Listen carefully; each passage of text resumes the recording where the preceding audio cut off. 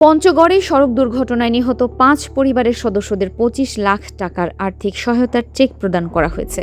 রবিবার বিকেলে জেলা প্রশাসকের সম্মেলন কক্ষে ভুক্তভোগী পরিবারের সদস্যদের হাতে এই সহায়তার চেক তুলে দেন জেলা প্রশাসক মোসাম্মদ শুক্রিয়া পারভিন। পঞ্চগড় জেলা প্রশাসন ও বিআরটিএ পঞ্চগড় সার্কেল যৌথভাবে এই চেক প্রদান অনুষ্ঠানের আয়োজন করে।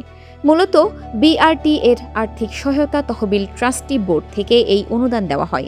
জেলা প্রশাসক মোসাম্মদ শুক্রিয়া পারভিনের সভাপতিত্বে অনুষ্ঠানে উপস্থিত ছিলেন অতিরিক্ত জেলা প্রশাসক এস.এম. ইমাম রাজি টুলু, বিআরটি এর সহকারী পরিচালক আলী আহসান মিলন সহ নিহতদের স্বজন ও সংশ্লিষ্টরা।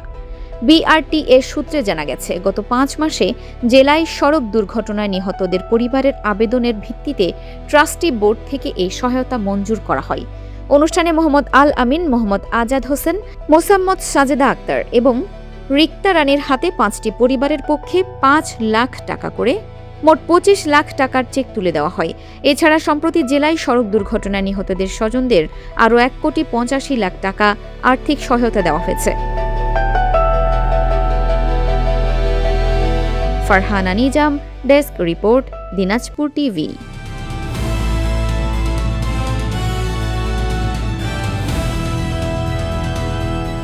দিনাজপুর টিভি, মানুষের জীবনের কথা বলে।